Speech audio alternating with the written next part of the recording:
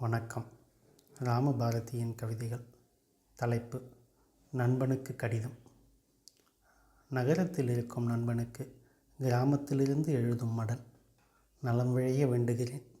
நிற்க அழகாய்ச் சேர்ந்து ஆடிய இடங்கள், ஆடி முடித்து ஓடிய வீதிகள் மறுப்பதற்கு வாய்ப்பில்லை. நீ மறந்திருக்க வாய்ப்புண்டு. ஓடிக்கொண்டே பாடிய கவிதைகள், கவிதை பாடி கழித்த நினைவுகள், ஆடிப்பாடி மகிழ்ந்த காலங்கள் நாம் அழுதால் கூட இன்று நடக்குமா? உனக்கு அதை நினைக்கும் மனம் இருக்குமா?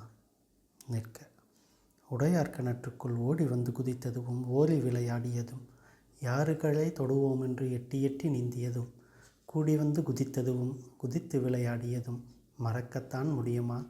இல்லை, மறுக்கத்தான் முடியுமா? முள்மரத்துக்கு அந்த பக்கம் முனகல் ஒன்று கேட்குதென்று கல்லெடுத்து அடிக்கப் போனோம், நினப்பிருக்கா? பிறகு கண்ணால் பார்க்க போனோம், நினைவிருக்கா? அங்கே அன்பரசும் அத்தை பொண்ணும் நினைப்பிருக்கா? அவங்க கல்யாணம் முடிஞ்சிருச்சு, தெரிஞ்சிருக்கா?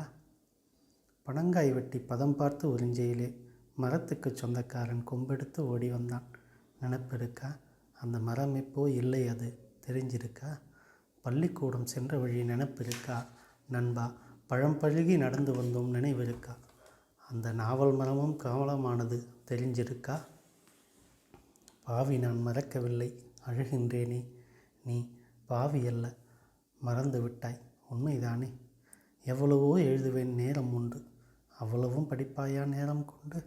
அத்தனை செயல்களும் நினைக்கையிலே அடங்காமல் கண்ணீரும் ஊற்றெடுக்கும். எப்படித்தான் வாழ்கின்றாய் நினைவகற்றி? சொல்லேன், நான் வாழ்கின்றேன் வழியகற்றி. பட்டணம் போன நண்பனுக்கு பழசேதும் நினப்பிருக்கா? பாவி, நான் அழும் கண்ணீர் பட்டணம்தான் வந்திருக்கா?